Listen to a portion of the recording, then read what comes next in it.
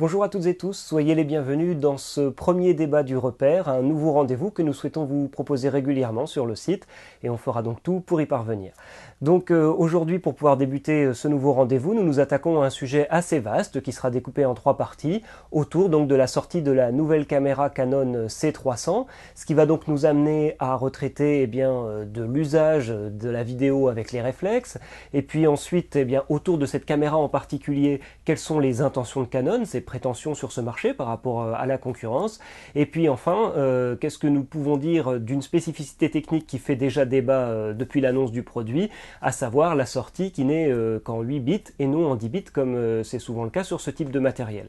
Alors pour pouvoir en débattre, nous avons donc réuni 3 experts du repère, déjà Jean-Charles Fouché et Forest Finbaud, qui vous le savez peuvent nous apporter leur expertise tant sur le domaine de prise de vue que sur tout le domaine du flux de production qui est relié à ce type de caméra. Nous avons également avec nous bien sûr Michel Rampenot, le fondateur du repère, qui revient tout juste d'Hollywood, où était donc lancée la caméra. Il pourra donc nous dire quelles étaient les intentions de Canon lors de ce lancement, ce qu'il a pu ressentir, ce qu'il a pu voir comme film déjà réalisé avec cette caméra. Rappelons aussi que Michel a été chef opérateur pendant près de 20 ans, il a côtoyé surtout la vidéo, mais a aussi tourné en 16, Super 16 ou 35 mm. Alors pour ouvrir ce débat, j'aimerais avoir votre avis sur les nouveaux usages qui se sont dégagés ces dernières années autour des modes vidéo, des appareils photo réflexes et donc de tout ce qui découle de travailler la vidéo avec des grands capteurs, tant sur le point de vue technique qu'esthétique, mais aussi bien sûr sur tout l'impact sur notre travail au quotidien, c'est-à-dire l'ergonomie par exemple avec ce type d'appareil. J'aimerais donc savoir ce que vous en pensez, puis la comparaison que vous pouvez être amené à en faire par rapport aux caméras de cinéma numérique par exemple. Jean-Charles ?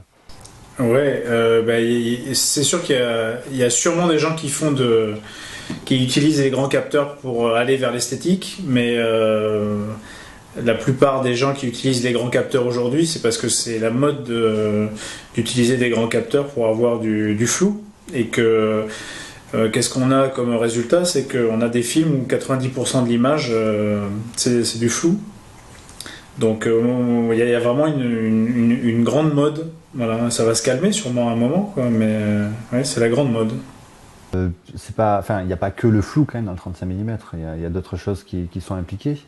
Je pense notamment à l'écrasement de perspective et plus pratiquement par rapport aux appareils existants dans l'industrie, c'est notamment le choix des optiques, hein, puisque la quasi-totalité, à ma connaissance, des machines 35 mm actuelles sont dotées d'une monture et d'objectifs interchangeables. Donc à l'heure actuelle, dans l'industrie, c'est un peu ça aussi, les grands capteurs, c'est aussi les optiques, la créativité que ça apporte. Maintenant, je suis d'accord avec Jean-Charles, il y a une mode, de la faible profondeur de champ, truc tourné tout à T2 ou T1.2, 1.4, grandes ouvertures, hop, tout flou. C'est une mode, c'est une mode que moi je comprends bien, parce que en fait, si on prend les choses par l'autre bout, moi j'ai été opérateur au moment où justement on avait absolument une profondeur de champ quasi tout le temps, quoi. Les objectifs, les capteurs en 2/3 comme on avait avant, ça permettait, c'était extrêmement difficile de détacher un sujet, donc du coup moi je comprends très très bien l'intérêt que les gens ont tout de suite eu pour retrouver une image qu'on ne voyait que au cinéma et que du coup qui devient maintenant à la portée de tout le monde. La grande différence, elle se situe là, et donc on retrouve une sorte de liberté, une sorte de latitude artistique de laquelle on ne pouvait que rêver quand on faisait de la vidéo auparavant, quoi. Voilà. Ouais, ce que Michel a effleuré, c'est le côté économique. C'est-à-dire que en plus de la mode, les producteurs, ils ont vite compris qu'ils pouvaient s'acheter plusieurs boîtiers pour le prix d'une seule grosse caméra, et qu'on pouvait tourner aussi. Donc ça, c'est le côté économie d'échelle, avoir plein de boîtiers pas chers. Et puis il y a aussi le fait de rendre le cinéma ou l'image cinématographique adapté au film, au cinéma court, c'est-à-dire tout ce qui est pub, clip, court métrage et puis après long métrage, et d'avoir une démocratisation de l'outil parce que c'est pas cher. Ça, c'est ce qu'ont amené les réflexes. Effectivement, en photo. Mais c'est pas forcément oui, enfin, Le 35 mm, ouais. c'est ce qui a généré un engouement tel. C'est-à-dire que comme c'était pas cher d'acheter un réflexe photo, tout le monde a plongé dessus pour essayer. Et on s'est rendu compte que, par ce biais-là, on retrouvait une liberté qu'on n'avait plus, qu'on n'avait pas, quoi, en fait. Et le côté économique, il est presque. Ce qui est important, c'est que tout le monde peut se payer un réflexe. Alors la question qu'on peut se poser, c'est maintenant, pour faire un vrai film, est-ce que finalement un réflexe est suffisant, et en quoi justement l'évolution d'aujourd'hui, économiquement, ce que ça donne, c'est intéressant, oui, ce point de vue-là. Et vous nous conduisez là de fil en aiguille naturellement vers après justement ces gammes de caméras vraiment grand capteur. Et donc si l'on devait redresser ce que l'on peut attendre en tant que chef opérateur dans votre cas, qu'attendez-vous des fonctionnalités d'une caméra grand capteur? Comment est-ce que vous faites le comparatif avec les réflexes et ce que ne proposent pas les réflexes malgré ce grand capteur qui ne fait pas tout justement?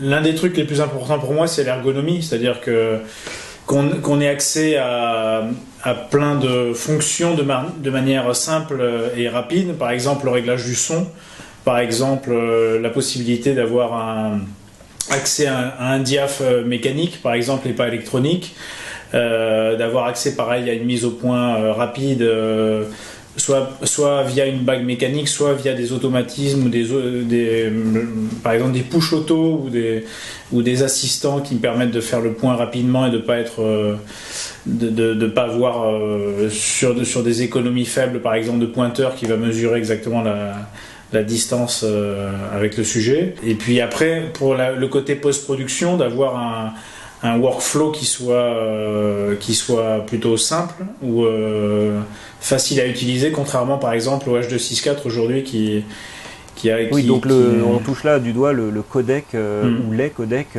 disponibles à l'enregistrement avec la caméra, ou au moins sinon les connectiques qu'elle nous propose pour aller vers des recorders externes nous offrant des codecs ouverts au workflow que tu es en train de décrire. C'est bien cela. Et puis entrée et sortie son aussi, puisque c'est un vrai problème de ne pas avoir de sortie casque sur un réflexe pour faire des prises de vue. Moi j'ai fait des prises de vue avec un 7D et j'ai jeté 1h30 d'interview parce que dans une forêt avec beaucoup de bruit aux alentours, sans pouvoir écouter ni monitorer le son. Bon, il y a plusieurs points à propos des DSLR. Le premier, on en a parlé, c'est effectivement donc du coût, tout simplement, c'est-à-dire de la logique économique qui consiste à avoir des appareils qui sont plus accessibles, en tout cas au moins au niveau du corps nu. Après, évidemment, les accessoires, tout ce qui est complémentaire, les optiques notamment, ça peut effectivement changer beaucoup le prix, mais voilà, bref, on est sur une logique plus accessible. Et après, les défauts, effectivement, donc Jean-Charles, je suis d'accord avec lui, l'ergonomie, point 1, et puis point 2, moi j'irais même plus largement, simplement la qualité de l'image. C'est-à-dire que je disais tout à l'heure, effectivement, ce qui est intéressant avec la plupart de ces solutions grand capteur, un des trucs les plus intéressants, c'est véritablement le cheminement optique. Et sur ce point-là, honnêtement, les DSLR, les HDSLR sont tout à fait là. On peut utiliser des optiques très intéressantes, des optiques pour les photos, des optiques pour le cinéma. Et c'est très intéressant, c'est très créatif. Et je pense que s'il y a en ce moment une telle rage pour le flou, on en revient encore, c'est aussi une rage libératrice. En fait, les artistes guérissent actuellement d'une frustration. Comme disait Michel, ils ont été cantonnés très longtemps au format DV finalement. Le format DV, c'était le format low cost. Généralement des petits capteurs, donc tout d'un coup quand on les libère de ça, évidemment ils vont se venger un petit peu de l'humanité et puis ils vont faire des films avec beaucoup de flou. Et ça c'est bien, c'est intéressant d'un point de vue culturel, si on prend un peu de recul, c'est vraiment intéressant. Maintenant quand on vient à la machine elle-même, effectivement ça reste très primitif quand même un HDSLR. L'ergonomie est très primitive, en dehors de 2-3 outils qui sont parfois très bien pensés de manière presque assez étonnante, qu'on aimerait parfois avoir sur d'autres machines. Pour le reste, on est sur des choses très primitives. Le son, c'est en général assez catastrophique. La gestion des automatismes aussi est très, très primitive. Moi, ce que je le reproche le plus, finalement, c'est la qualité d'image en tant que telle, quoi. Je ne parle pas du tout de la qualité du flou optique. C'est-à-dire qu'on peut faire du flou, on peut faire une image très intéressante au niveau artistique, mais s'il faut qu'on lui rentre dedans un peu dans cette image, entre la gestion du capteur, donc en général un capteur dédié à la photo, Derrière l'échantillonnage du signal et sa compression, il y a des pertes à tous les étages qui sont extrêmement conséquentes. On y survit. Bon, il y a des boulots qui sont faits régulièrement en HDSR. Je pense que si on soigne le boulot, on peut vraiment faire quelque chose d'intéressant, mais c'est pas du tout, et ils n'en ont même pas la prétention d'être des vraies caméras haute définition telles qu'elles existent dans l'industrie.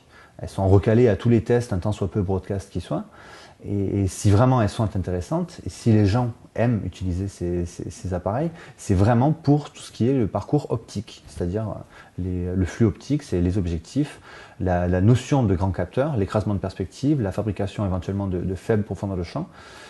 Ça, c'est ce qui est intéressant avec. Par contre, la qualité d'image laisse à désirer énormément. Dès qu'on rentre dedans, c'est très frustrant.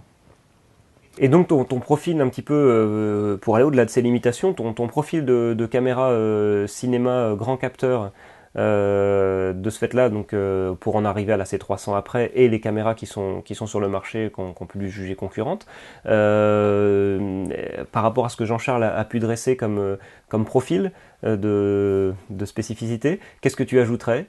Sur quel point éventuellement tu aurais des désaccords, des sensibilités différentes en tant que chef opérateur?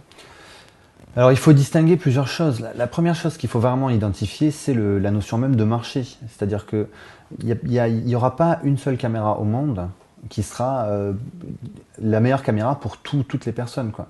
Il y a des gens qui veulent une petite machine qu'ils peuvent mettre dans une poche, traverser la frontière discrètement au vu su des douaniers. D'autres personnes ont besoin d'un gros machin stable, ils doivent faire du steadicam, je sais pas, ils doivent les mettre sur une grue, ils doivent les mettre dans un caisson.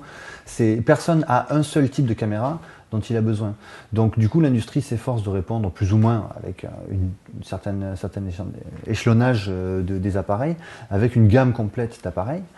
Différents constructeurs parfois se complètent. Et pour moi, je pense qu'il y a deux gros segments, trois peut-être, mais en tout cas deux gros segments. Il y a celui du monde du cinéma, qui est un monde qui est très petit. C'est vraiment une quantité minuscule de minutes filmées par an, ou d'heures filmées par an, si on peut dire, mais un tout petit monde, un monde pourtant qui se partage un assez gros budget, qui est celui de la recette cinématographique à l'heure actuelle, sans parler évidemment de tout ce qui suit derrière et des produits dérivés, mais néanmoins donc un gros budget pour très peu de minutes filmées, donc un public qui est à la demande de l'optimum, qui va vraiment aller chercher l'optimum de qualité et qui en plus a une méthodologie en place de travail. Donc eux, ils ont effectivement, comme on en parlait tout à l'heure, un assistant pour la mise au point, c'est le premier assistant opérateur. Il va y avoir probablement un deuxième assistant caméra, peut-être un troisième assistant caméra qui va s'occuper des câblages, brancher les moniteurs, tout ça. Donc c'est des équipes qui sont généralement larges, du moins assez généreuses par rapport aux autres types de métiers, et qui donc eux ont besoin de choses relativement simples, de choses compatibles avec des appareils tiers. Donc voilà, éventuellement du grip, je sais pas, un follow focus, des moteurs pour la mise au point en HF, la connectique, les entrées, les sorties, un enregistrement de très haute qualité, ça c'est indispensable. Et donc voilà, ça c'est un monde, mais il y a d'autres mondes, et celui du broadcast nécessite un enregistrement de moyenne qualité, moyenne sous-entendu suffisamment bonne, c'est pas médiocre, c'est vraiment moyenne bonne qualité. Un fonctionnement plus autonome, on parlait tout à l'heure peut-être des assistances de mise au point, assistance à l'exposition, probablement l'utilisation peut-être de zoom plutôt que d'optique fixe pour avoir, pour pouvoir ne pas être dépendant du changement de focale pour avoir travaillé dans différentes conditions. Être autonome, c'est-à-dire pouvoir brancher un micro, pouvoir confier le son éventuellement soit à un ingénieur son, soit à un automatisme, peut-être un compensateur de gain automatique pour le son en entrée, pour brancher des micros qui sont aussi eux-mêmes normalisés. Je pense notamment à la connectique XLR qui fournit une alimentation électrique. Et puis il y a en dessous de ça d'autres mondes encore qui sont peut-être des mondes un peu plus fauchés, si je puis dire. Je pense aux gens qui font des films d'entreprise peut-être, en dessous encore les gens qui font des films de mariage.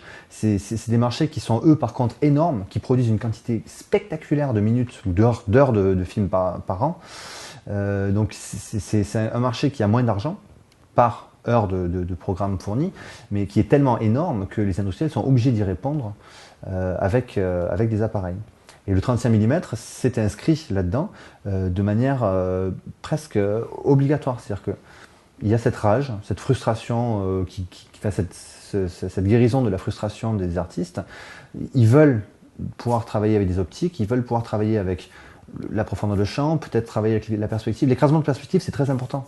On peut utiliser une longue focale avec un grand capteur. Une longue focale, ça donne du champ avec un petit capteur, une longue focale, c'est extrêmement étriqué. Il y a zéro décor, il n'y a rien du tout. Donc c'est un véritable outil à la mise en scène, c'est un outil à la composition de l'image.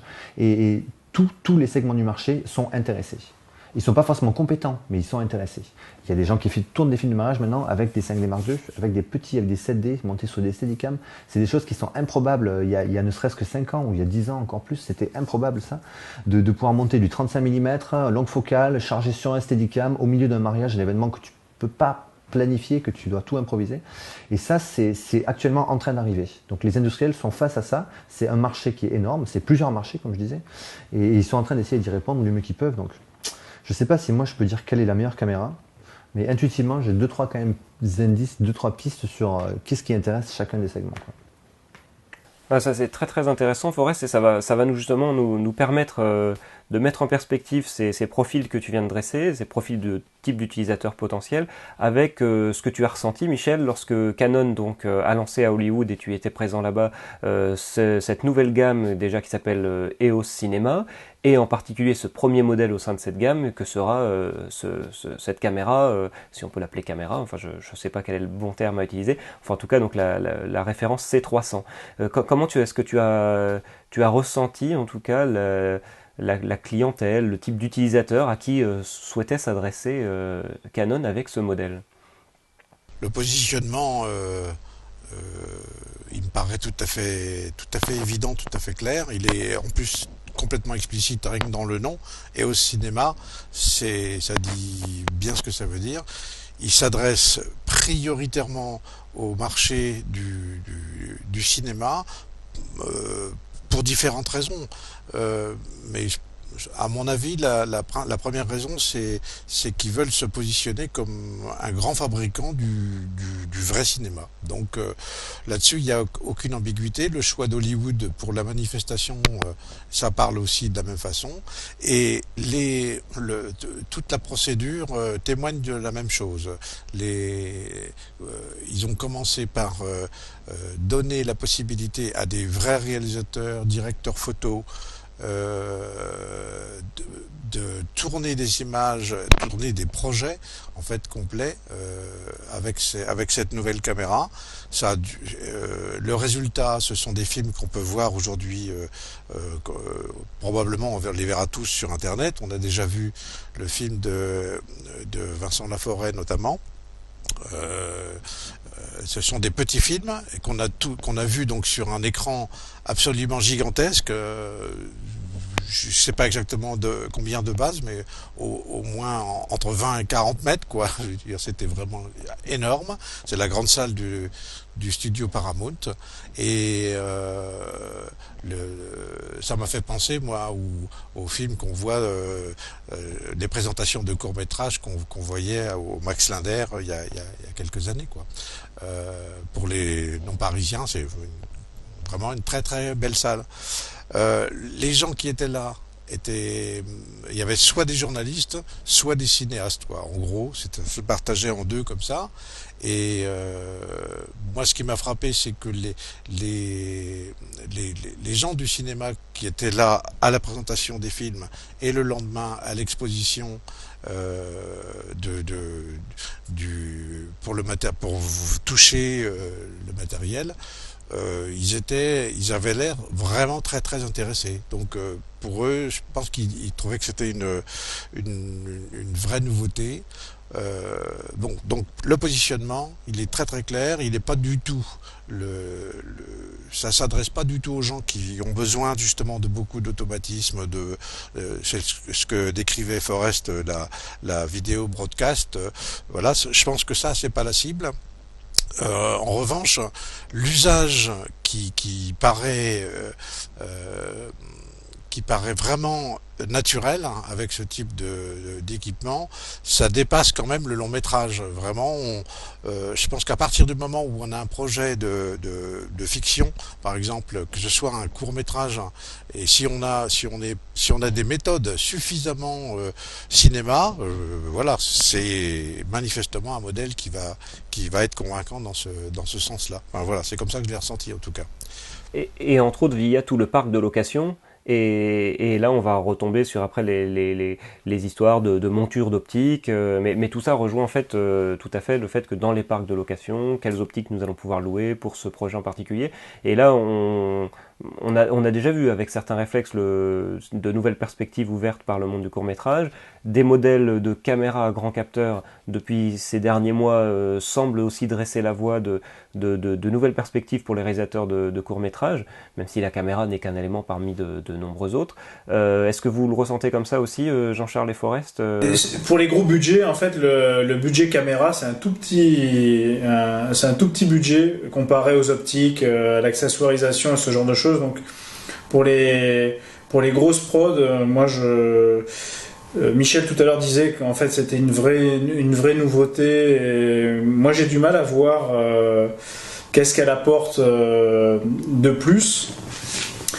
Dans un marché où on avait par exemple une F3 chez Sony qui est sur le même segment de marché, c'est-à-dire mon ami Franck Montagnier parle souvent de Lidl, de Carrefour et de Fauchon. Et voilà, c'est pas le Lidl, parce que le Lidl, on aurait la F101 de chez Pana et puis la FS100 de chez Sony, par exemple. Ça serait donc le Carrefour. Et sur le Carrefour, il y avait déjà, par exemple, la F3 qui était dans cette gamme de prix.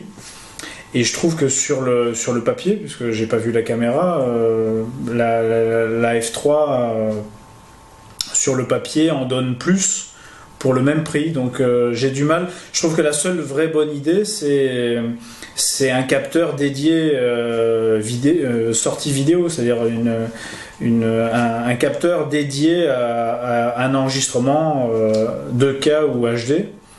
Alors que les autres, comme la F3 ou les autres petites caméras low cost sont des DSLR adaptés au monde de la vidéo, plus ou moins bien.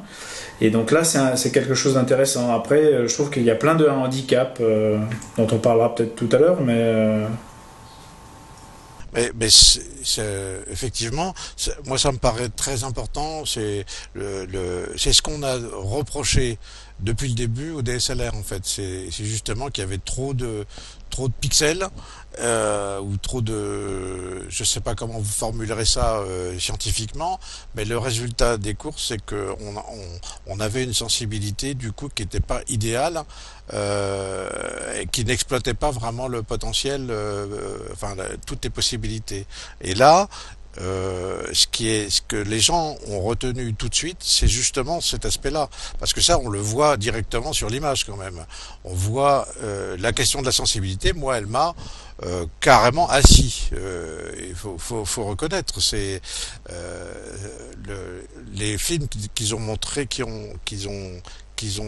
nous ont montré comportent des scènes qui parlent très très bien d'elles-mêmes sur ce plan-là, des scènes avec un éclairage extrêmement réduit, des scènes nocturnes, des choses qu'on a l'habitude de voir dans les grands films de cinéma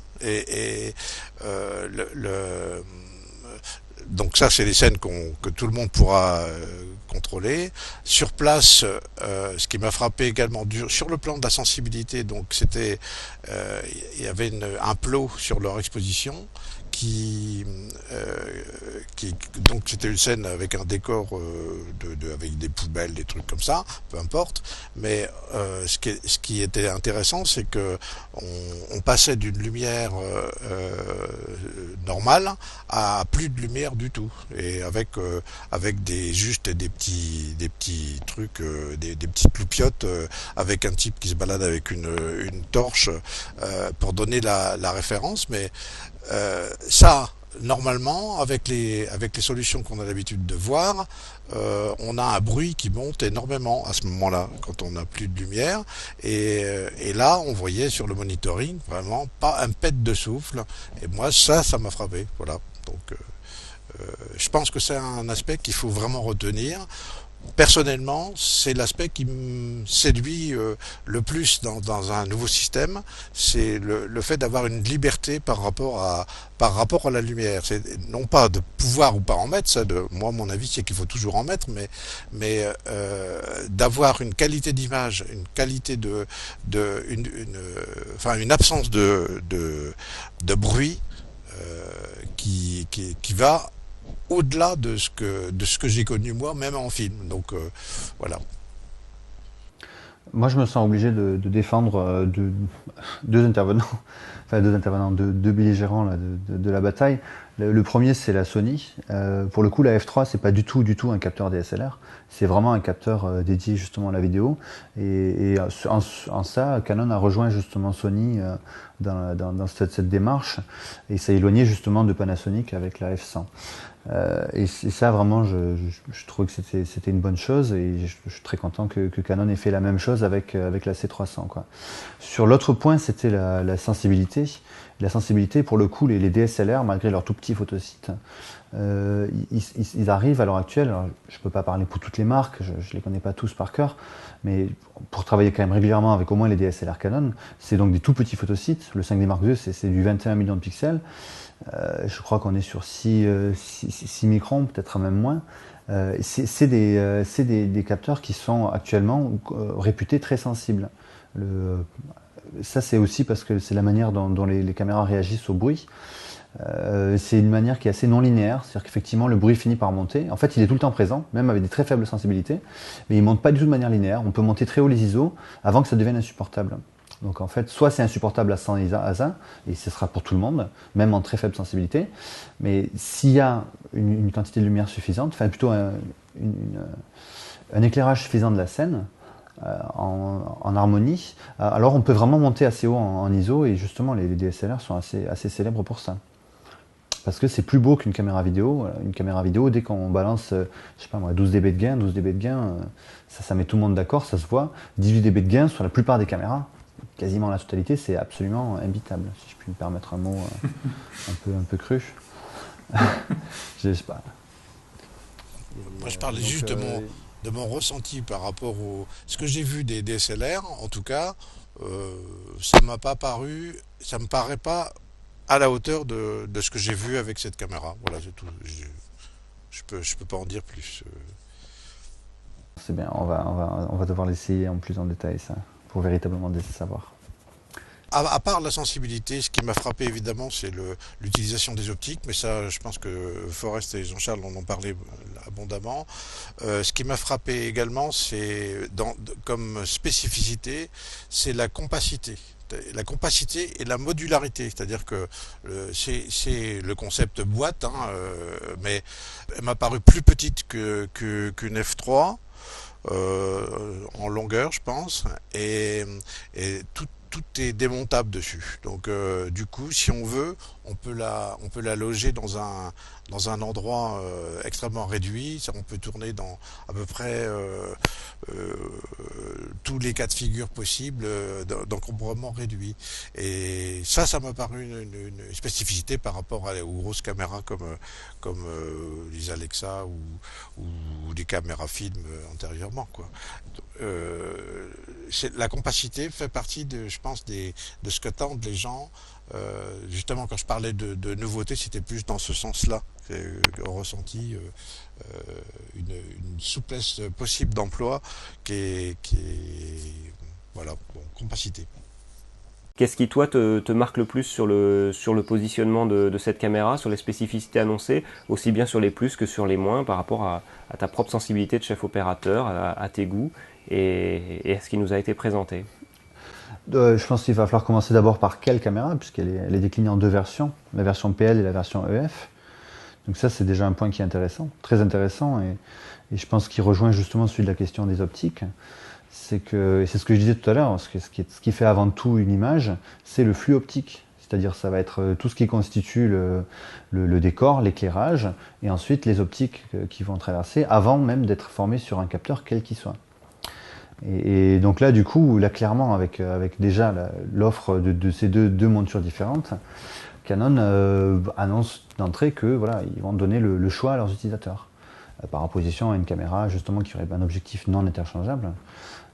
Ça c'est intéressant comme choix. Donc ça moi j'ai trouvé ça extrêmement bien. Et ça s'est accompagné d'une annonce justement d'une gamme d'optiques nouvelle dédiée justement pour la fabrication d'images en vidéo. Et ça moi je trouvais ça c'est un des trucs qui m'a le plus intéressé avec la sortie de la caméra. La monture PL, pour décrire que celle-là, c'est la compatibilité avec tous les objectifs utilisés actuellement dans le cinéma. Absolument. Et il y a une astuce qu'ils ont trouvée qui me paraît vraiment intéressante, c'est que celui qui va acheter par exemple la version EF de la caméra, il pourra mettre malgré tout des optiques PL, parce que ces optiques-là, de la gamme dont tu viens de parler, la nouvelle gamme, les prestataires pourront changer l'arrière de l'objectif, et donc louer l'optique PL s'ils veulent. Donc ça fait pas du point de vue des loueurs, je pense que ça va faire une assez grande différence, et du point de vue du mec qui ne verra sur le marché de location que des optiques PL par exemple, il pourra y accéder aussi. Donc ça, j'ai trouvé ça intéressant. Moi j'étais un peu nuancé par rapport à ça. Il y a un autre industriel qui a annoncé le même jour une caméra aussi, à peu près du même type de prix, avec une grosse louche, si je puis me permettre, la Scarlett, qui, elle, en fait, est proposée avec une monture interchangeable. Et à mon sens, ça, c'est beaucoup plus intelligent. C'est que des optiques dont on peut changer la monture, il va y en avoir très peu là-dehors. Il y aura juste les Canon, c'est les seuls dont on pourra choisir PL ou EF. Et encore, ça sera du labo, chez le loueur, qui va devoir démonter le cul de son optique, remplacer la monture, en espérant que tout ça flingue pas le tirage. Donc, bon, je ne dis pas que c'est inintéressant pour le monde des loueurs, c'est intéressant, mais à mon sens, les RED avec leur monture interchangeable, et par extension les F3 et les Panasonic AF100, tout ça, qui peuvent via la monture, via une bague d'adaptation, monter différents types d'optiques, ça c'est à mon sens beaucoup plus intelligent.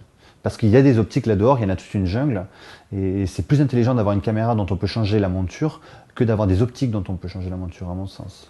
Pour reprendre ce que vient de dire Forrest, je trouve que le fait de donner la possibilité d'avoir deux gammes d'optiques, c'est intéressant. Il y a le côté, en gros, les gueux qui n'auront pas le budget pour avoir des optiques cinéma, ils vont se rabattre sur les séries photos. Et puis ceux qui travaillent déjà dans l'industrie du cinéma et qui ont les budgets pour louer des séries d'optiques et ce qui va avec dans la gamme PL, ils iront côté PL. Moi, je pense que cette gamme cette caméra-là, je la vois, à part comme caméra d'appoint, je la vois pas principalement sur la gamme PL. Je pense que, mais j'imagine, encore une fois, c'est peut-être une vue de mon petit esprit, mais je pense que c'est plutôt une caméra qui aurait ciblé le marché du low cost cinéma et du cinéma court, et qu'effectivement le fait de mettre des optiques photo, c'est plus adapté à cette caméra-là, comme l'a très bien compris aussi Red, puisque la Scarlett, comme l'indiquait Forrest, est fournie aussi avec une monture Canon. Donc ça veut dire que sur une Scarlett, on peut mettre des optiques Canon, et sur une caméra Canon, on met des optiques Canon, donc c'est plutôt une bonne idée. Ce qui me pose c'est pour ça que je pense que cette caméra-là, au niveau du prix, elle n'est pas positionnée au bon endroit. Mais c'est peut-être que mon petit point de vue. Ça change tout si on envisage le prix en termes de location ou en termes d'achat. En fait, le nouveau marché, effectivement, il se situe le vrai nouveau marché de masse, c'est celui des gens qui veulent acheter leur matériel, qui n'ont pas donc cette culture de la location que le monde du cinéma a. Mais cela dit, je veux dire, les choses peuvent évoluer aussi de ce point de vue-là, c'est-à-dire que le gueux, comme tu dis, Jean-Charles, qui qui a déjà lui 1 ou 2, 3 objectifs Canon et qui va faire un court-métrage s'il a acheté cette caméra-là par exemple, et l'allocation d'une optique PL, c'est quelque chose qui va pouvoir se concevoir quand même, qui est pas hors de portée. Donc, je vois pas trop de contradictions entre tout ça. C'est plus une étendue de possibilités. Bon, c'est vrai que c'est pas l'exclusivité en réalité, puisque que ce soit Red ou les Sony, on peut, du moment que c'est le même format de capteur, on peut mettre les mêmes optiques avec des bacs d'adaptation, etc. Bon, voilà, c'est tout. C'est beaucoup plus facile de mettre une bague d'adaptation quand même justement sur une F3 ou sur une Red que sur la Canon justement. Parce que la Canon n'a pas de système de monture interchangeable. Je pense que si Canon fait une annonce à Hollywood, c'est pas pour rien. C'est que Canon a la prétention d'attaquer le monde du cinéma et cette prétention, elle est véritablement légitime. À l'heure actuelle, jusqu'à du moins très récemment, la grande majorité des films étaient tournés en pellicule, avec des caméras Arri, avec des caméras qui sont là dehors, chez les loueurs. Et ça, c'est en train d'arriver à la fin de sa vie. C'est pas du jour au lendemain, et nos collègues de la CST vous le confirmeront, il y a encore une certaine vie pour la pellicule, mais on est quand même sur la fin de cette vie, et cette vie sera remplacée à terme, dans la très grande majorité des cas, par le numérique. Et donc il y a une quantité énorme de tournages qui vont devoir maintenant passer au numérique, et à l'heure actuelle les industriels essayent de prendre cette place. Sony sort du 4K maintenant, en HDCam SR avec une F65 à toute qualité. Cette caméra ne s'adresse pas justement au marché des gens qui veulent acheter des caméras eux-mêmes, ça c'est évident, personne ne peut s'offrir une F65. Pas en tout cas la plus grande majorité des personnes, elle s'adresse aux loueurs, aux gens qui vont faire du cinéma. Et quand on fait une annonce à Hollywood, on s'adresse aux mêmes personnes, on s'adresse aux gens qui vont faire du cinéma. Personne n'achète une caméra, les producteurs n'achètent pas de caméra à Hollywood. Tous les producteurs, voilà, ils mettent en place une production, mais il y a une liste matérielle. Un producteur exécutif va s'occuper de louer X nombre de caméras, X nombre de, je sais pas moi, des jeux de branches, des trépieds, des têtes, et tout ce qu'il faut pour faire un film, et puis ça dure le temps de la production, et on rend le matos au loueur, et tant mieux. Ça n'intéresse pas les producteurs d'acheter ce genre de choses. Et donc du coup, voilà, on est sur un segment ici, là, c'est celui du cinéma, et ce segment-là est sur le point de vivre un renouvellement, celui du numérique, qui est en train de le vivre en fait, c'est pas sur le point, c'est en train de le vivre. Canon essaie de s'inscrire là-dedans. Si là-dessus, sur ce que tu viens de dire, juste, je voudrais rajouter quelque chose. Ça, c'était vrai avant que Red arrive sur le marché. Parce que qu'est-ce que Red a changé sur le marché du cinéma et du cinéma, on va dire, low cost, c'est que pour la première fois, des caméramans, des opérateurs, des chefs-op achetaient leur matériel et leur caméra. Et c'était la première fois qu'on voyait des gens qui achetaient leur outil de tournage. Et que donc, c'est pour ça aussi qu'on a vu à un moment des choses bizarres, comme par exemple tout le parc des objectifs qui étaient utilisés en 16 ou en Super 16. Tout ce qui était d'occasion s'est fait dévaliser justement par les gens qui n'avaient pas les moyens d'acheter des optiques PL 35 et qui se rabattaient par exemple sur des optiques 16, Super 16 et qui donc achetaient les optiques, les caméras et tout le matériel et puis après des Mac pour pouvoir monter là-dessus et donc qui offraient une espèce de package. Donc j'imagine que le marché qui est convoité par Canon, c'est aussi un marché d'indépendants, de cinéma indépendant. Et ces gens-là achètent aussi leur matériel. Donc je suppose que c'est aussi un marché convoité, quoi. Mais oui, c'est peut-être même le marché convoité. C'est pour ça que je rajoute ça, parce que je pense qu'ils sont exactement à cet endroit-là, et qu'à cet endroit-là, justement, entre la F3 et Red, la Scarlett, et puis les Lidl du cinéma numérique que sont la F101 chez Panasonic et la FS1 chez Sony, c'est à cet endroit-là que je trouve qu'elle est, avec les caractéristiques qu'elle offre aujourd'hui, je trouve qu'elle est mal positionnée. Alors, de ce point de vue-là, le discours de Canon, c'est de dire qu'un DSLR, en fait, il coûtait 1500 ou 1800 €, mais en fait, le vrai budget, c'était au-dessus de ça, puisqu'il fallait y rajouter tous les ustensiles, les crosses d'épaule, les follow focus et autres, enfin, tout cet environnement qui est indispensable en fait pour tourner en réalité en Oui, mais vidéo. ça, c'est le discours de Panasonic aussi. Ouais. Avec une C300, il faudra toujours un follow focus, il faudra toujours. Je veux dire, ça change rien à l'équation du tout. Ouais, Oui, ça, exactement. C'est ça. mais C'est non, le mais discours c'est de pour ça Panasonic que aussi, mais il est pas. Pour moi, il trouve pas. Il y a rien, il y a aucun exutoire à cet endroit-là. Hein. non, mais il s'adresse aux gens qui ont déjà acheté ce genre de et un 5D et des follow focus et tout ce qui va bien avec, donc ils pourront réutiliser avec cette caméra. Donc ça module un peu le. Enfin, en tout cas, c'est la démarche c'est eux qui disent ça. Hein, ce que les gens sont prêts à payer dans les indépendants, donc ils veulent acheter leur matériel, ça va au-delà de 1500 €. Et donc, 12 000 €, ça fait un paquet, effectivement. Je ne sais pas si tout le monde pourra se payer ça, mais c'est le raisonnement qu'ils ont suivi, en tout cas, sur le positionnement du prix. Alors on ressent bien dans votre analyse et dans tous les éclairages que vous nous donnez qu'il y a un sujet vraiment à ouvrir maintenant qui est complètement lié à tout ce que l'on a évoqué précédemment. C'est donc le travail de l'image avec ce fameux process de l'image en 10 bits lorsque l'on veut donc sortir l'image sur des recorders externes.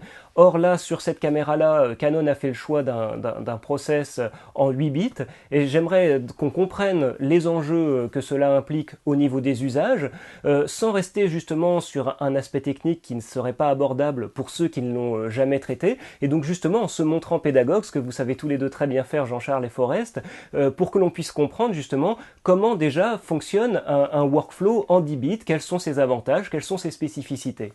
Forrest, est-ce que tu peux nous éclairer un petit peu sur ça pour commencer? La problématique justement du 10 bits, elle est pour moi directement liée justement au monde du cinéma. Donc c'est ce fameux segment qui fait pas beaucoup d'heures par an d'images, mais qui par contre exige un très haut niveau de qualité. Parfois de manière presque déraisonnée, mais il y a une logique qui est assez cohérente là-dedans et que je soutiens aussi du coup en tant qu'acteur de ce monde-là. Le 10 bits, c'est vraiment en fait la profondeur de couleur. C'est littéralement le nombre de gradations possibles qu'on peut obtenir, le nombre de nuances différentes qu'on peut obtenir dans la transmission ou l'enregistrement d'une image. À l'heure actuelle, les systèmes dits broadcast, plus ou moins, sont basés sur une profondeur de couleur de 8 bits. 8 bits, c'est littéralement 2 puissance 8 couleurs par composante, à savoir donc 256 nuances par composante. Il y a 3 composantes, le rouge, le vert, le bleu. 256 x 256 x 256, ça fait 16,7 millions de nuances. Et ça, c'est un théorique maximum. En pratique, c'est même moins que ça. Mais néanmoins, 16,7 millions de couleurs, ça suffit très largement à décrire l'ensemble des couleurs que peut distinguer un œil humain, un œil et un cerveau humain, étant le couple des deux.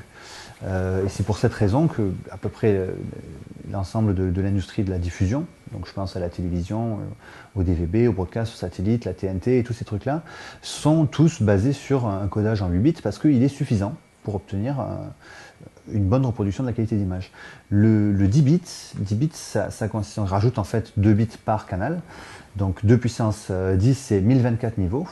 Donc là on parle plus de millions de nuances, on parle de milliards de nuances, et ça c'est pas fait pour décrire mieux finalement le monde tel qu'il est, puisqu'on a là déjà de quoi le faire avec le 8 bits, c'est fait en fait pour permettre le travail de l'image en post-production.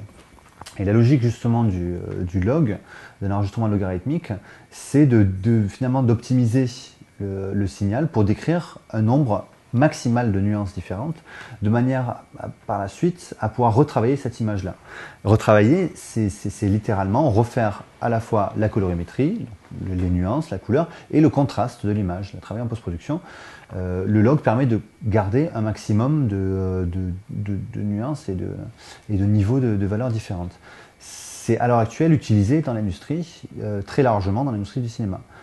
l'industrie du cinéma, je parle de la grosse industrie du cinéma, peut-être pas celui justement du cinéma un peu dit low cost, et encore moins celui du cinéma amateur, qui lui s'est assez vite satisfait justement des workflows U8. Par contre, le cinéma, je sais pas, haut de gamme, Formule 1, si je puis dire, exige littéralement du U8.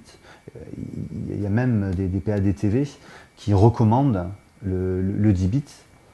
Et donc, du coup, il y a un vrai bénéfice à l'utiliser quand on va travailler l'image. Les PAD TV qui demandent de 10 bits, je pense notamment à Arte en France, qui ne l'exige pas, mais qui préfère du 10 bits, pour la simple raison que Arte diffuse sur 2 pays différents. Donc, tous les programmes qui arrivent chez Arte vont être retravaillés par la suite, post-produits, avant d'être rediffusés. Donc, du coup, cette action nécessaire sur l'image, le travail sur l'image, tire un véritable bénéfice d'un workflow en 10 bits. Canon nous a privés du 10 bits sur cette caméra en particulier. Alors on a par chance le log qui permet de compresser un peu plus de contraste dans finalement une dynamique assez réduite, celle du 8 bits, mais un bon workflow log, normalement, il se fait aussi en 10 bits. Et tous les enregistreurs dehors là, qui existent pour le log, c'est généralement du 10 bits, que ce soit je sais pas moi, sur du HDK MSR, que ce soit sur des enregistreurs, sur les Alexa, c'est du 10 bits aussi, sur un grand nombre de caméras comme ça qui sont faites pour le cinéma. Le workflow log sont en 10 bits. Et là, ça c'est le premier industriel qui débarque en disant non, mais 8 bits c'est aussi bien que 10 bits les gars. Et nous on est un petit peu stupéfaits parce qu'on connaît le bénéfice, justement. On connaît le bénéfice et on va pas nous. Enfin, c'est pas une phrase qu'on peut nous dire à nous, quoi. Moi, très franchement. J'entends ce que tu dis là. Sur ce qu'on a pu voir, je ne sais pas s'il n'y a pas eu de post-production, mais comment ils se sont débrouillés pour faire des films qui sont exempts de défauts. Enfin, je pense au moins à 2 d'entre eux.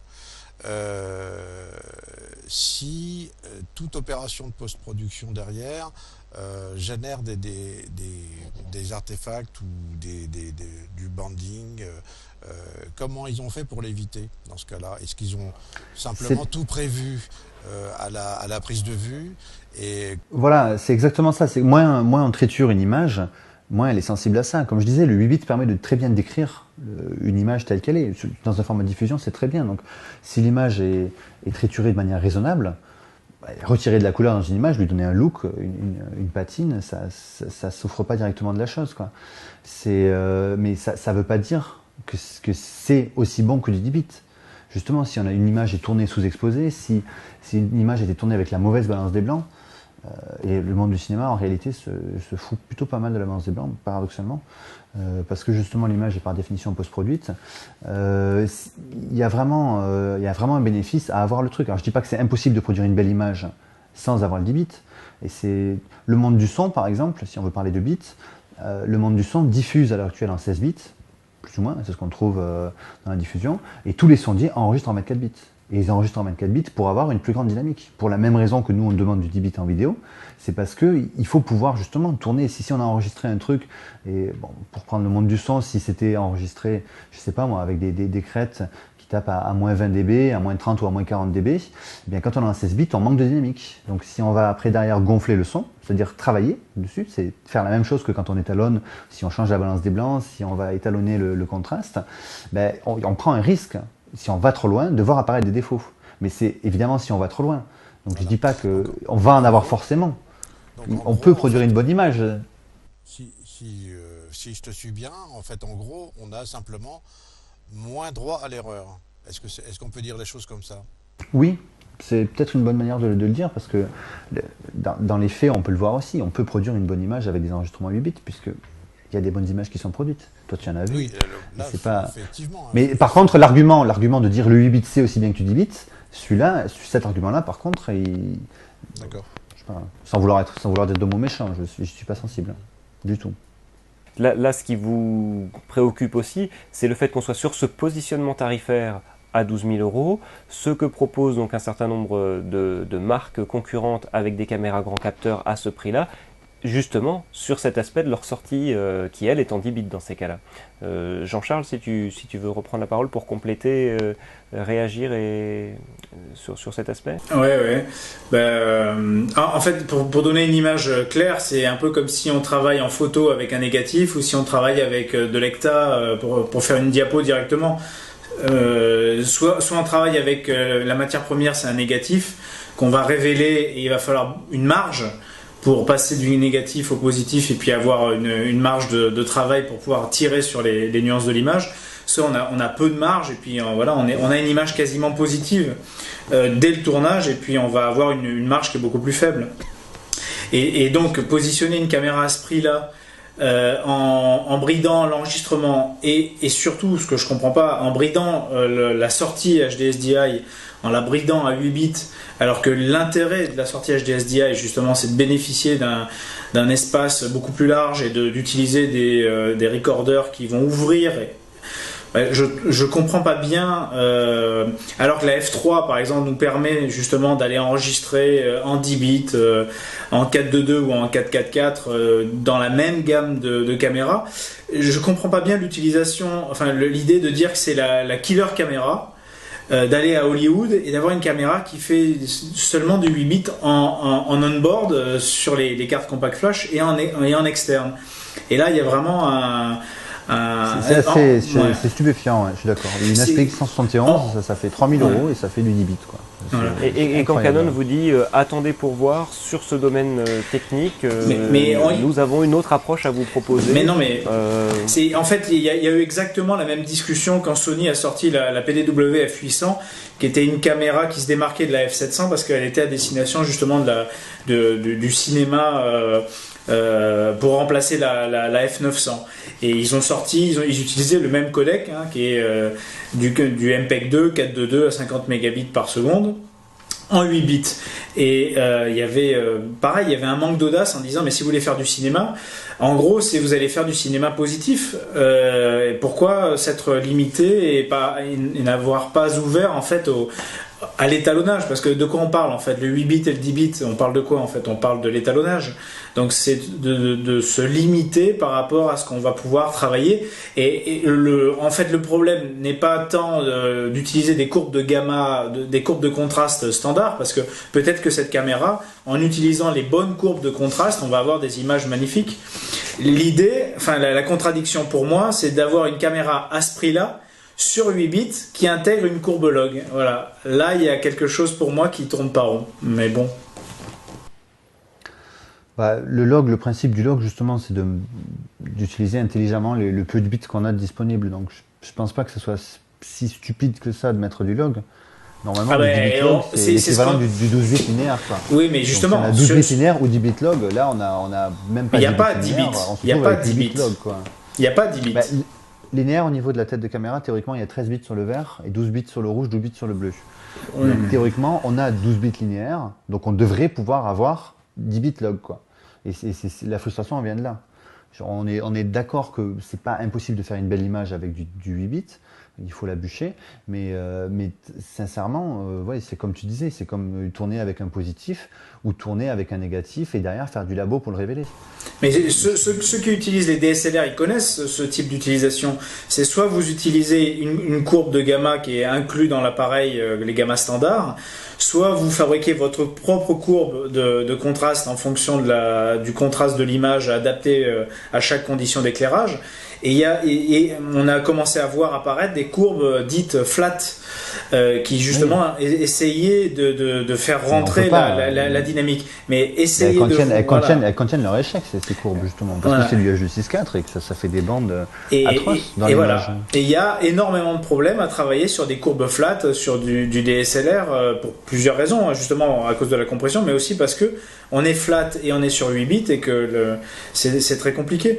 Et il y a déjà eu des expérimentations. Moi, j'ai déjà assisté à des expériences. Il y a notamment Philippe Ross qui a fait l'image d'océan, Kaamelott, qui a travaillé, qui a fait des expérimentations en injectant des courbes log dans une F800. Et en projection, ça pose un problème parce qu'on a vraiment des limitations. Donc c'est pour ça que je pense que cette caméra, mais peut-être j'imagine à tort, c'est une caméra à utiliser avec des courbes positives comme les ciné-gamma. Et je vois pas le grand intérêt d'avoir fait beaucoup de bruit pour faire du 8 bits sur du log, avec du log. Ce que vous dites, c'est compatible avec moi. Ce qui m'étonne dans tout ça, c'est que il y a un des films, par exemple, qui est vraiment basé sur les effets spéciaux. Donc j'imagine que quand même tout ça, c'est que de la post-production. Enfin, c'est en grande partie de la post-production, donc une dégradation possible. Et à la projection, on n'a rien vu du tout comme défaut dans ce film. Mais tu parles d'incrustation. L'incrustation, tous les mélanges d'images d'une manière générale, il y a des tas d'effets. C'est pas du tout lié. Justement, c'est pas plus on repeint une image, plus elle a besoin d'être bonne au départ. Au contraire, plus on repeint l'image, moins finalement, paradoxalement, elle a besoin d'être bonne, quoi. À une exception près, c'est celle justement du détourage, donc l'incrustation, ce qu'a avancé Jean-Charles, qui lui effectivement nécessite une bonne description de la couleur, parce qu'en général on tourne sur un fond vert, sur un fond bleu peut-être. Et du piqué. Chroma key. Et donc il faut une image piquée. Donc la faible profondeur de champ pour le coup c'est même un gros problème, c'est pas du tout un outil pratique à utiliser dans ces cas-là. Et puis il faut une bonne description de la couleur. 4:2 c'est un minimum, avec une F3 on peut tourner en 4:4:4 théoriquement. Et donc justement, là il y a ces outils-là, le fait d'être en 10 bits ou en 8 bits, c'est pas forcément sur ce monde-là que ça va vraiment jouer, quoi. Ça va être vraiment justement dans une logique de tournage dit négatif. Le principe d'associer justement une courbe log à un enregistrement de 10 bits, c'est qu'on va même pas sur l'enregistrement faire la balance des blancs. La balance des blancs sera faite après en post-production. C'est un workflow qui se rapproche véritablement du workflow RAW en l'occurrence, tel qu'on le connaît sur les appareils photo ou sur certaines caméras vidéo. Justement, c'est-à-dire qu'on va réserver un ensemble de travaux, donc la colorimétrie, la balance des blancs, le contraste, sont réservés à la post-production, donc seront littéralement faits par d'autres personnes, qui sont les étalonneurs, qui seront amenés à travailler dessus avec d'autres types d'équipements. Et donc, si on veut prendre cette direction-là, alors il est indispensable d'avoir une très bonne description de la couleur avec une bonne profondeur de couleur. C'est pour ça que justement, elle est là, la logique log, elle est par là, elle est d'avoir une logique négative par opposition à une logique positive. C'est pour ça que pour sortir une caméra qui fait un positif sur 8 bits, par rapport à une RED Scarlett qui est positionnée aujourd'hui à $9 000, donc en euros, je sais pas combien ça fait, mais ça fait encore moins. Il propose un package à $12 000. Vous avez hors optique tout ce qu'il faut autour pour commencer à tourner. Je trouve que pour cette caméra-là, qui fait pas de ralenti, qui fait du 8 bits, ça serait en dessous au niveau d'un prix en dessous d'une Scarlett. C'est pour ça que j'ai du mal à comprendre le positionnement tarifaire de cette caméra, qui n'est pas un killer caméra. Non, c'est ça. Il y a deux autres outils, deux autres choses que j'aimerais souligner quand même, justement, dans l'absence. On en avait parlé justement avec toi, Michel, avant la présentation de la caméra. C'est donc, premièrement, les ralentis. Alors ça, c'est vrai que c'est pas un outil qui est indispensable à tout le monde. Mais là, pour le coup, c'est quand même un truc qui est très largement demandé, effectivement, dans le monde de la pub, le monde de la fiction, aime bien aussi. Et vraiment, voilà, c'est un outil. C'est frustrant de voir qu'à l'heure actuelle, la quasi-totalité des constructeurs nous proposent des trucs qui sont plus ou moins limités au format vidéo, à savoir un grand maximum de 60 images par seconde. Et encore, il faut descendre en 1K. Et la petite Scarlett, mine de rien, elle fait 120 images par seconde en 1K. Et si on veut du 2K, si on veut de la... Oui. Pardon, est-ce que c'est une caméra qui existe vraiment ou est-ce que c'est une annonce comme j'ai pas bien compris si c'est une vraie caméra. Non, a priori c'est la sortie des usines qui a été annoncée. Parce que ça fait 2 ans qu'ils en parlent de la Scarlett, donc c'était du marketing d'annonce, et là ils annoncent maintenant la sortie des usines. Donc après je sais pas, même si la Scarlett ne fait pas de vitesse accélérée, elle est quand même moins chère que la C300. En plus, elle fait du RAW. C'est putain de vitesse accélérée. Elle fait 120 images par seconde. 120 images par seconde, on peut en reparler. Et ça, c'est un ralenti. Un vrai ralenti dramatique. C'est pas du 60 FPS à la con. Et elle fait du RAW. Encore une fois. Et elle fait du RAW. Et elle fait aussi le 4K. C'est-à-dire que le 4K, c'est pas quelque chose de stupide en tant que tel. Il faut, effectivement, pour faire un vrai 4K RGB, il faut un capteur de fou. Et il y a peu d'industriels qui ont véritablement attaqué ce segment-là. Mais par contre, il peut y avoir aussi un bénéfice à faire du 4K RAW, plus ou moins, et donc de pourquoi pas enregistrer un signal 4K qui sera peut-être pas RGB, donc où on ne pourra pas sortir véritablement 4K en Luma et 4K en chroma, mais qui permettra probablement de sortir peut-être un bon 3K en Luma et un bon 1,5K ou peut-être un bon 2K en chroma. En l'occurrence, avec la C300, on aurait un bon 2K au niveau de la couleur, enfin HD au niveau de la couleur, HD 2K au niveau de la couleur, et pourquoi pas 4K ou 3,5K ou 3K, je ne sais pas, au niveau du Luma. C'est quelque chose que d'autres constructeurs proposent optionnellement. C'est-à-dire optionnellement, il y a une possibilité de le faire, et ça, c'est même pas discuté véritablement sur celle-là. Messieurs, merci beaucoup pour tout le temps que vous nous avez consacré ce soir. C'est notre premier numéro, on se rôde, on a fait un petit peu long, mais on va arranger ça un petit peu au montage. Et puis de toute façon, c'est aussi un sujet autour de ce modèle de caméra qui brasse énormément de problématiques, comme le montre toute la richesse du Forum Cinéma Numérique sur le repère, entre autres, et d'autres aussi qui viennent parler des réflexes et de la vidéo sur les réflexes. Si on devait conclure sur votre sentiment, que l'on a compris mitigé au fil de ce débat sur la C300, Forest, quels seraient les points que tu aurais envie de resynthétiser, de remettre en avant le plus? Bon, moi, ma sensation sur la C300, c'est quand même un produit bien fini, je pense. Il y a pas mal de choses là-dedans qui étaient plus ou moins attendues, qui sont arrivées, qui étaient au rendez-vous. Moi, je suis très très sensible à tout ce qui est côté optique, création justement du flux optique. On a des montures PL ou des montures EF, on a une nouvelle gamme d'objectifs, c'est pas mal, ça accompagne la sortie du produit et je trouve ça va bien avec. Donc ça c'est bien, on a enfin derrière ça un bon capteur quand même, qui sera à même de produire une image digne justement d'une bonne optique. Je suis un peu frustré par contre quant aux spécifications niveau vraiment plutôt de l'enregistrement de l'appareil, de la création de l'image numérique au-delà de la partie optique. On a vu beaucoup de 4K dans le marketing, on a vu de ces chiffres un peu partout, mais on n'a pas d'enregistrement 4K, on n'a pas d'enregistrement RAW, on n'a pas même d'enregistrement 10 bits. Pour cette raison, on n'a pas de ralenti non plus. Finalement, on a du MPEG-2 et on a une caméra qui tourne autour du format MPEG-2 50.